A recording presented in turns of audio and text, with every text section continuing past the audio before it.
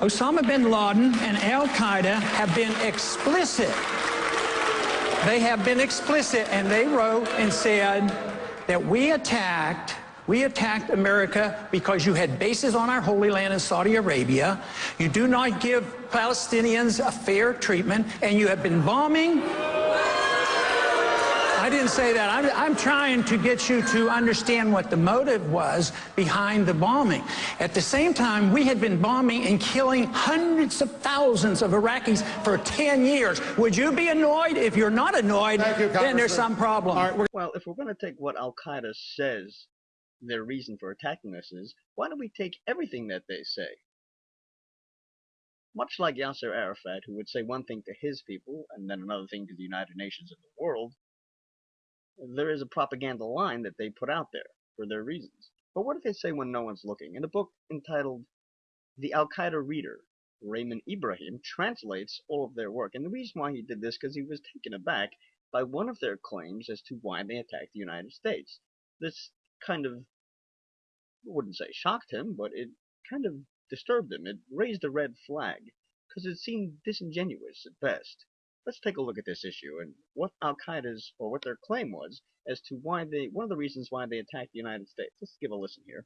Well, Osama bin Laden is coming out apparently talking climate change and blaming it on the United States. In an audio tape message aired on Al Jazeera TV that has not been authenticated, bin Laden blames the U.S. and other industrialized countries for global warming. He says the way to stop it is to bring, quote, the wheels of the American economy to a halt. He says the world should stop consuming American products and stop using the U.S. dollar. He calls for drastic solutions to global warming and not solutions that partially reduce the effect of climate change. Again, the authenticity of this message has not been confirmed. From Al Jazeera. Bin Laden deplores climate change. In audio tape obtained by Al Jazeera, Al-Qaeda leader blames the U.S. and industrial nations. Osama bin Laden, the Al-Qaeda leader, has condemned the U.S. and other industrialized economies, holding them responsible for the phenomenon of climate change. In an audio tape obtained by Al Jazeera, bin Laden criticized George Bush, the former U.S. president, for rejecting the Kyoto Pact and condemned global corporations. This is a message to the whole world about those responsible for climate change and its repercussions, whether intentionally or unintentionally, and about the action we must take, bin Laden said. Speaking about climate change is not a matter of intellectual luxury. The phenomenon is an actual fact. The tape follows one released earlier this week in which Al-Qaeda leader praised a Nigerian man accused of a failed attempt to blow up an airliner heading for Detroit on Christmas Day.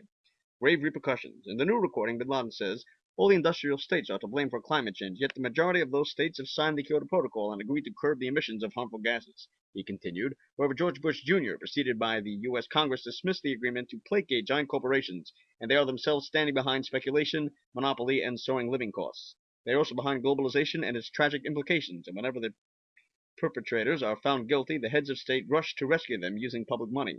The Kyoto Protocol, a UN treaty aimed at combating global warming, was adopted in December 1997 and has since been ratified by 187 states, but not by the U.S. Congress. Although it's signatory to the agreement, the U.S. under Bush refused to ratify the treaty, saying that it would contain binding goals for developing countries to reduce emissions as well as those for industrialized nations. Now, you have to ask yourself, do you really think that the cave-dwelling bin Laden actually believed in climate change? I mean, the man who wants to go back to the 7th or 12th century, if you want to give him any credit, do you believe that this man really believed in climate change, or is this perhaps a propaganda line? He found some kind of issue that anti-Americans constantly use to bash the United States over the head with. Was this man a true green warrior, a jihad for the trees, a jihad for the globe, and for better living? Does anyone believe that? Does anyone really believe that the man who lived by the Holy Quran and who believed that his life was to be led by it, by that, and the Sunnah, did he believe that everything is either forbidden or permitted by the Quran? Do we really think that he actually believed that climate change was a problem and this was an actual grievance against the United States? And another question for Rue.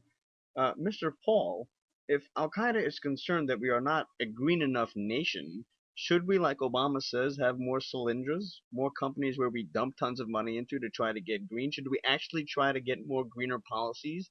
What other things that Al-Qaeda demands of us should we do? If they demand we leave Saudi Arabia and they demand we sign the Kyoto Protocols, what else that Al-Qaeda wants should we do? Should we turn into a green nation?